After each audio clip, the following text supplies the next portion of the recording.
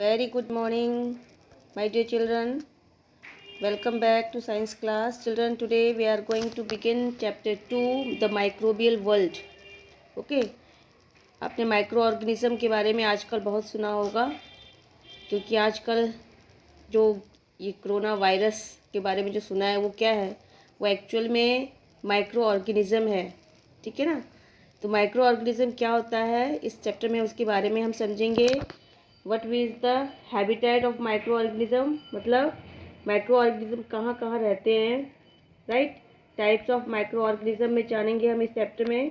Micro organism and our life, किस तरह micro organism और हमारा लाइफ एक दूसरे को इफ़ेक्ट करता है। फूड पॉइजनिंग क्या होता है, कैसे हम फूड को प्रिजर्व करेंगे from micro organism. And the last हम पढ़ेंगे नाइट्रोजन फिक्सेशन के बारे में। Okay, so let's start our class. Living organisms vary in shape and sizes. Some organisms are big like a whale and some are small like an ant. हम जानते हैं कि हमारा जीवन चारों ओर जो है बहुत सारे ऑर्गेनिज्म से भरा हुआ है। उसमें अलग अलग शेप के, अलग अलग साइज़ के ऑर्गेनिज्म हैं, है ना। छोटे से लेकर बड़े से बड़े ऑर्गेनिज्म इस धरती पे हैं। But some organism are so tiny that they can't be seen with a naked eye. लेकिन कुछ ऑर्गेनिज्म इतने छोटे हैं कि हम अपने आंखों से देख भी नहीं पाते उन्हें, इतने छोटे हैं।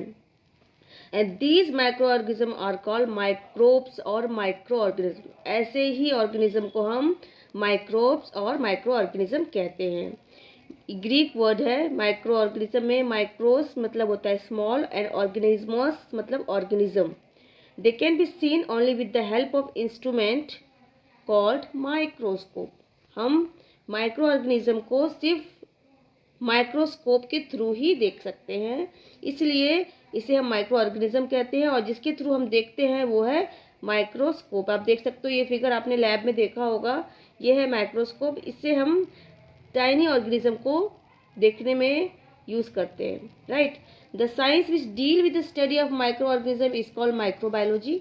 ठीक है, यदि आप आगे जाके माइक्रोबायोलॉजी पढ़ते हो, इसका मतलब आप माइक्रो ऑर्गेनिज्म के बारे में स्टडी करना आगे पढ़ोगे। ठीक है ना। मतलब जो माइक्रोबायोलॉजी लेते हैं वो सिर्फ माइक्रो ऑर्गेनिज्म के बारे में डिटेल स्टडी करते हैं, उसके बारे में और बहुत जानते हैं। ठीक है। And the scientist who studies with micro organism is called a microbiologist. और जो साइंटिस्ट माइक्रो ऑर्गेनिज्म के बारे में स्टडी करता है तो ऐसे साइंटिस्ट को हम माइक्रोबायोलॉजिस्ट कहते हैं। क्लियर।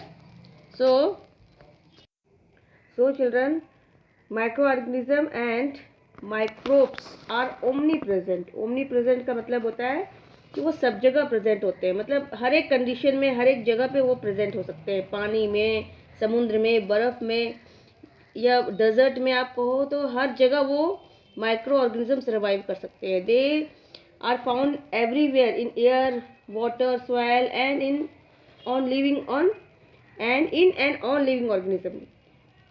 लिविंग ऑर्गेनिज्म के अंदर भी, बाहर भी, कहीं भी वो रह के सर्वाइव कर सकते हैं।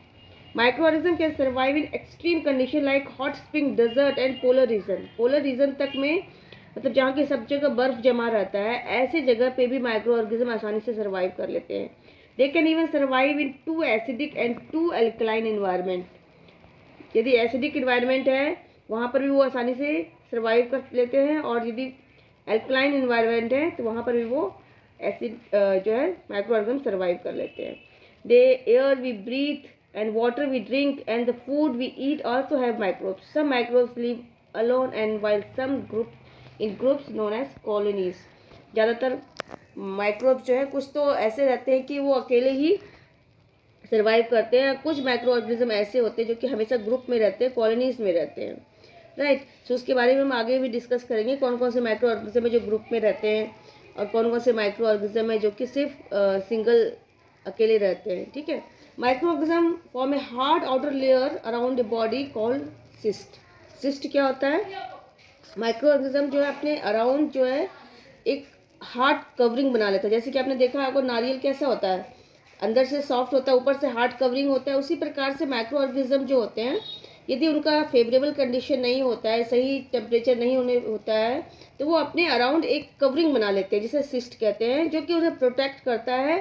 टेम्परेचर यदि अनफेवरेबल हो या बहुत ज़्यादा ड्राइनेस हो तो ऐसे समय में ये सिस्ट उनकी बॉडी पे जो कवरिंग रहता है वो माइक्रो ऑर्गेनिज्म को प्रोटेक्ट करता है, and they remain inactive inside the cyst till the condition become favourable. When favourable condition return they emerge out the cyst and multiply and continue with a normal life cycle. और जैसे ही उन्हें favourable condition दिखता है वो फिर से उस cyst से बाहर आ जाते हैं और फिर अपनी लाइफ साइकिल स्टार्ट कर देते हैं और मल्टीप्लाई होने लगते हैं. तो इस तरह से माइक्रो ऑर्गेनिज्म सर्वाइव करते हैं और अपने हैबिटाइट में जीने के लिए वो सिस्ट बना लेते हैं अपने अराउंड, जब कंडीशन जो है अनफेवरेबल होता है. क्लियर करते हैं टाइप्स ऑफ माइक्रो ऑर्गेनिज्म के बारे में, कितने प्रकार के और माइक्रो ऑर्गेनिज्म होते हैं. The micro organism are classified into 5 major types. 5 major रूप होते हैं. एक होता है bacteria, fungi, protozoa, algae and viruses. Main रूप से 5 माइक्रो ऑर्गेनिज्म है. Bacteria are single celled organism which occur in various shape and sizes. Bacteria क्या है? एक सिंगल सेल ऑर्गेनिज्म है, एक ही सेल का ऑर्गेनिज्म होता है. हमारा बॉडी जो है मल्टी सेलुलर ऑर्गेनिज्म है, मतलब मल्टी सेल से बना हुआ है, लेकिन बैक्टीरिया जो है एक सिंगल सेल से ही बना हुआ ऑर्गेनिज्म है. And they are most evidently found micro organism which occur almost everywhere on the earth. सबसे ज़्यादा पाए जाने वाले माइक्रो ऑर्गेनिज्म कौन से हैं? ये बैक्टीरिया है. And bacteria are grouped under 4 categories. Bacteria को भी हम 4 कैटेगरीज में ग्रुप किया जाता है. मेन रूप से 4 कैटेगरीज में ग्रुप किया गया है उनके शेप के अकॉर्डिंग. जैसे उनका शेप होता है उसके अकॉर्डिंग उन्हें अलग अलग शेप के अकॉर्डिंग उनके नेम है, राइट. जैसे कि इसमें दिया हुआ है कोकस, प्लूरल में कोकाई का प्लूरल है. And the rod shaped bacillus, जो रॉड शेप है ये आप देख सकते हो, ये बैसिलस रॉड शेप है, ठीक है. ये स्फेरिकल शेप का जो है ये है कोकस. ये रॉड शेप लंबा लंबा रॉड की तरह है, तो ये है बैसिलस, ठीक है. देन एक स्पाइरल होता है, गोल शेप में होता है, स्पाइरल रिंग जैसा, उसे स्पैरिलियम कहते हैं. एंड एक कोमा शेप का होता है जिसे वाइब्रिनम कहते हैं, वाइब्रियो या फिर कह सकते हो प्लूरल में vibrio.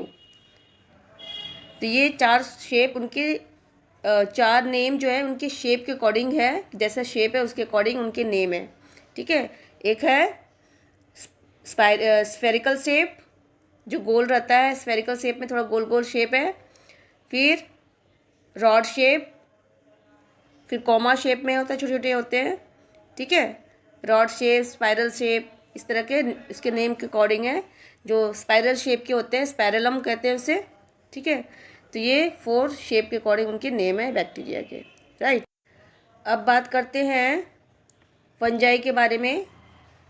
These are non green plants with bodies usually made up of slender thread like filament call hyphae, ठीक है. फंजाई क्या है? सिंगुलर में फंगस कहते हैं उसे, ठीक है. These are non green plants, मतलब प्लांट्स की तरह हैं लेकिन ग्रीन कलर के नहीं होते हैं. मतलब एक तरह का, जैसे कि ब्रेड में आपने देखा होगा जब वो गीला हो जाता है और बहुत 1-2 दिन छूट जाता है तो उसमें छोटे छोटे फंगस उग जाते हैं, तो वो ग्रीन कलर के नहीं होते हैं, उसका कलर अलग होता है. इसलिए इसे हम नॉन ग्रीन प्लांट्स कहते हैं, जो कि थ्रेड लाइक फिलामेंट होता है जिसे हाइफे कहा जाता है, ठीक है. जैसे ब्रेड पे उग जाता है ना हाइफे, तो वो एक थ्रेड धागे की तरह पतले पतले फिलामेंट की टाइप के होते हैं और नॉन ग्रीन प्लांट्स होते हैं वो. Fungi exhibit variation in size. They may be unicellular और multicellular and are found in a warm and moist places. Warm places में भी मिलता है और जहाँ कोई चीज़ गीला हो वहाँ पर भी ये उग जाता है. And they occur everywhere and are usually found growing over moist bread. ज़्यादातर ये जो है मॉइस्ट ब्रेड पे या लेदर पे, ये पिकल्स में देखा होगा, पिकल्स से ख़राब हो जाता है ना, उसके ऊपर ऊपर वाइट वाइट उग जाता है. रॉटिंग फ्रूट्स के ऊपर, यदि फ्रूट्स ख़राब हो जाते हैं उसके ऊपर आपने देखा होगा वो फंगस होता है. Vegetables and dead organic matter. Some common example of fungi are yeast, जो कि बेकरी में यूज़ होता है. ईस्ट भी एक फंजाई है जो कि बेकरीज में यूज़ होता है. आपने देखा होगा जब इडली डोसा बनता है उससे पहले चावल को पहले फर्मेंट होने के लिए देते हैं ना, तो वो फर्मेंट होने का मतलब होता है कि उसमें ईस्ट ग्रो होता है। रात भर 24 घंटे के बाद उसमें जो है वो फूल जाता है। वो फूल इसलिए जाता है क्योंकि उसमें ईस्ट ग्रो हो जाता है। तो ये फुलाने का काम, ईस्ट का क्या काम होता है, किसी चीज़ को सॉफ्ट बनाने का काम होता है। तो वो ईस्ट क्या होता है, रात भर में ग्रो होता है उस हमारे घोल में, जो भी राइस और दाल का जो घोल होता है उसमें ईस्ट ग्रो होता है, जो कि फंजाई होता है। और ये ईस्ट बेकरीज में बहुत सारे बेकरीज प्रोडक्ट को पकाने में, ब्रेड वगैरह बनाने में यूज़ होता है, क्योंकि देखा होगा ब्रेड कितना सॉफ्ट होता है, तो उनमें आटे पे डाला जाता है ईस्ट, ताकि वो फर्मेंट होके सॉफ्ट हो जाए। ठीक है। And rhizopus, the bread mould, agaricus, mushroom and penicillium, ये सारे फंजाई हैं। ये जो मशरूम जिसे हम खाते हैं ये भी फंजाई है, पेंसिलियम। ठीक है। आप देख सकते हो फिगर में यहाँ पर दिया हुआ है, यहाँ पे दो ही फिगर दिए हुए हैं, ईस्ट और रेजिपस का। ठीक है। तो ये ब्रेड मोल्ड है, ब्रेड मोल्ड में ये फंजाई पाए जाते हैं। और ये ईस्ट जो है ये बहुत सारे मतलब बाज़ार में भी मिलते हैं। ये ईस्ट आपको पैकेट में मिल जाएगा ईस्ट। तो एट लास्ट हम कह सकते हैं कि फंजाई क्या है, नॉन ग्रीन प्लांट्स है, जो कि एक थ्रेड लाइक फिलामेंट की तरह होता है और किसी भी चीज़ को जो है बेकरीज वगैरह में फर्मेंट करने में यूज़ होता है। ठीक है। So here let us do to view fungus under microscope. यदि आप देखना चाहते हो माइक्रोस्कोप में फंगस को, for this material required a bread slice, a slide and a microscope. हमें चाहिए एक ब्रेड का स्लाइस और एक ग्लास का एक स्लाइड और microscope. Take a piece of bread and moisten it, sprinkling some water and place it on a plate in the warm place and leave it for a few days। क्या करना है, हमें एक bread लेना है, उस पर मॉइस्ट कर देना, उसे गीला कर देना है और उसको कुछ समय के लिए, कुछ दिनों के लिए छोड़ देना है। फिर carefully absorb the change in the slice। After a few days you will see white cottony growth on a piece of bread। Now take a bit of this piece and examine it under microscope। इसी piece का छोटा सा part आपको फिर microscope में examine करना है। You will observe long thread like structure along with rounded bodies containing several spores and this structure is a bread mould rhizopus. ये क्या है, ये ही ब्रेड मोल्ड है जिसे हम रेजिपस कह रहे हैं। ठीक है, क्लियर। अब बात करते हैं हमारे next types of micro organism, that is algae, जिससे सिंगुलर में एल्गा कहेंगे। बहुत सारे एल्गा रहेगा तो उसे हम एल्गी कहेंगे। ठीक है। These are simple green plants. अभी हमने पढ़ा था फंजाई क्या है, नॉन ग्रीन प्लांट्स है, बट एल्गी क्या है, simple green plants like organism है, having no true root, leaves and stem. ज़्यादातर ग्रीन प्लांट्स में रूट्स होने चाहिए, लीव्स होने चाहिए, स्टेम होने चाहिए, but this type of micro organism which is known as alga, या कह सकते हो एल्गी, उसमें ये सारे चीज़ नहीं होते हैं। That means root, leaves and stem नहीं होते हैं, बट दे कंटेन क्लोरोफिल। लेकिन उनमें क्लोरोफिल होता है, ग्रीन कलर का पिगमेंट सब्सटेंस होता है, जो कि उन्हें फूड सिंथेसिस में हेल्प करते हैं, जो कि फूड सिंथेसिस जिसे कहते हैं, जो कि फूड बनाने में हेल्प करते हैं। They are found in both fresh water and sea water. ये मेनली कहाँ पाए जाते हैं, वाटर में पाए जाते हैं। फ्रेश वाटर में भी आपको मिल जाएंगे एंड सी वाटर में भी दिखाई दे जाएंगे। Algae can be unicellular as well as multi cellular. Algae जो है यूनिसेलुलर भी हो सकता है, मल्टी सेलुलर भी हो सकता है। जैसे कि बैक्टीरिया क्या था, यूनिसेलुलर था, बट एल्गी जो है दोनों हो सकते हैं, यूनिसेलुलर भी हो सकते हैं, मल्टी सेलुलर भी हो सकते हैं, मतलब एक से ज़्यादा सेल से भी बने होते हैं। The size of algae can be from 1 micron to several metre as in large seaweed. एक micron, the size of the algae can vary from 1 micron to several metre as in large seaweed. एक micron से छोटा होके बहुत बड़ा भी हो सकता है। Algae are also called grass of water because they remain floating on the surface of water. वो फ्लोट करता है वाटर के ऊपर, इसलिए उसे ग्रास ऑफ वाटर भी कह सकते हैं। And many algae possess pigment in their cell which give them their characteristic color and they may be green, red, brown in color। बहुत सारे एल्गी जो होते हैं अलग अलग कलर के भी होते हैं, कुछ रेड भी होते हैं, कुछ ब्राउन भी होते हैं। हमने ग्रीन की तो बात करी, लेकिन ग्रीन तो होते ही हैं, लेकिन कुछ जो होते हैं उनमें अलग पिगमेंट होते हैं, red, brown. And diatoms Volvox, Chlamydomonas, Spirogyra and Fucus जिसे सीवीड कहते हैं are some common example of algae. ये सब एल्गी के एग्जाम्पल हैं जो कि पानी में ही पाए जाते हैं। ज़्यादातर एल्गी जो है पानी में ही पाए जाते हैं, इसलिए इसे हम ग्रास ऑफ वाटर भी कहते हैं। और ये कलर इनके अलग अलग भी हो सकते हैं, green, red and brown colour के हो सकते हैं, राइट। सो आप देख सकते हो फिगर में, ये वोल्वक्स है, इस तरह का शेप है उसका, ठीक है। एंड नेक्स्ट इज क्लाइडोमोनस, ठीक है। तो ये एग्जाम्पल ऑफ एल्गी है, राइट। चलिए अब आगे बढ़ते हैं। अब बात करते हैं हमारे next type of protozoa, next type of organism, micro organism के बारे में, जो कि है प्रोटोजोआ, जिसे सिंगुलर में प्रोटोजोआन भी कहते हैं। एंड प्रोटोजोआ जो है they are simple minute unicellular organism that exhibit animal like characteristics. ये यूनिसेलुलर ऑर्गेनिज्म है और लेकिन ये एनिमल लाइक कैरेक्टरिस्टिक्स है, इसमें एनिमल्स की तरह कैरेक्टरिस्टिक्स है। They are heterotrophic in nature. Heterotrophic in nature का मतलब है कि वो अपना फूड खुद नहीं बनाते हैं, जो डिपेंड होते हैं अपने फूड के लिए दूसरे ऑर्गेनिज्म में। ऐसे ऑर्गेनिज्म को हम हेट्रोट्रॉपिक कहते हैं। And they are found in a favourable aquatic environment such as fresh water lake, stagnant pond and moist soil, ditches and in the bodies of animals including man as a parasite.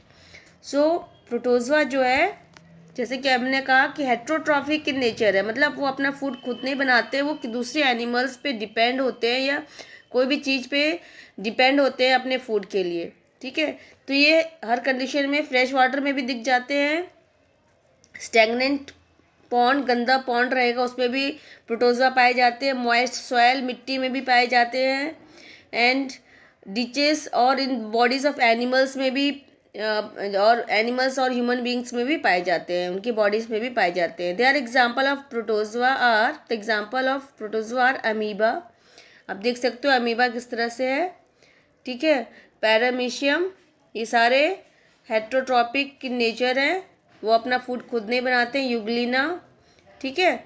उसी तरह से और भी हैं, ट्राइपेंसोमा, Plasmodium, गायड्रिया, ये सारे protozoa के name हैं जो आपको याद रखने हैं, ठीक है।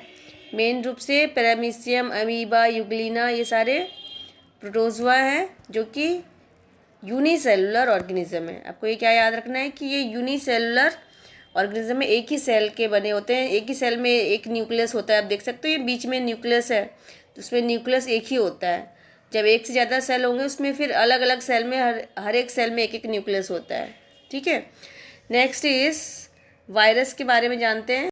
अब बात करते हैं वायरस, जिसे आजकल सारी दुनिया जो है डरी हुई है इस वायरस से। इतना खतरनाक है ये वायरस।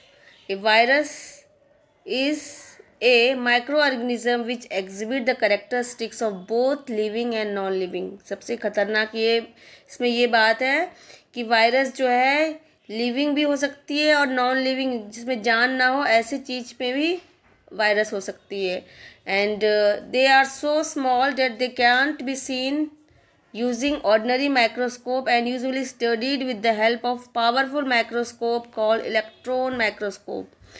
मतलब ये इतना छोटा है कि इसे हम सिंपल माइक्रोस्कोप में भी नहीं देख सकते हैं। इसे देखने के लिए हमें बहुत पावरफुल माइक्रोस्कोप को यूज़ करना पड़ता है, जिसे इलेक्ट्रॉन माइक्रोस्कोप कहते हैं, जो कि हम लैब में रखते हैं। सिंपल माइक्रोस्कोप, उसमें हम वायरस को नहीं देख सकते, इसके लिए इलेक्ट्रॉन माइक्रोस्कोप की ज़रूरत होती है, right. So viruses can grow and reproduce only inside the living cell of plant and animal, therefore they need host। मतलब वायरस बाहर भी किसी भी चीज़ पे रह सकती है, जिंदा रह सकती है, लेकिन वो रिप्रोड्यूस नहीं कर सकती है, बढ़ नहीं सकती है दूसरी चीज़ों पे, नॉन लिविंग थिंग्स पे। लेकिन जैसे ही उसे होस्ट मिलता है, कोई बॉडी मिलता है, वो फिर से रिप्रोड्यूस करना स्टार्ट कर देती है और फिर वो ग्रो करना शुरू करती है। So they are found in plants, animals and human beings.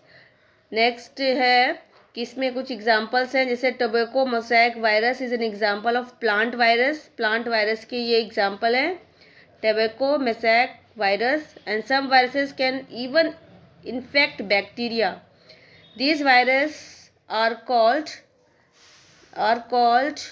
bacteriophages. Many of them diseases like polio, rabies, influenza, AIDS, chickenpox, measles, mumps are also caused by viruses in human and animals. Human और animals को cause करने वाले viruses हैं जिसमें जो कि disease cause करते हैं, जैसे कि पोलियो है, rabies, influenza, AIDS, chicken pox, measles, है ना, ये सारे, मम्स जो कि गले में हो जाता है ना, फूल जाता है गले के पास हमारे, माता जिसे बोलते हैं, चिकन पॉक्स, छोटी माता, बड़ी माता, मीज़ल्स, ठीक है, ये सारे बीमारियां जो है वायरस की वजह से होते हैं, जो कि बहुत डेंजरस बीमारी है, क्योंकि माइक्रो ऑर्गेनिज्म वायरस को मारना बहुत मुश्किल होता है और ये बहुत ड्रेडफुल डिजीज़ कॉज करते हैं, right. Hope you understood all the types of micro organism. In another video we will discuss about some useful microorganism. Till then, bye bye, thank you.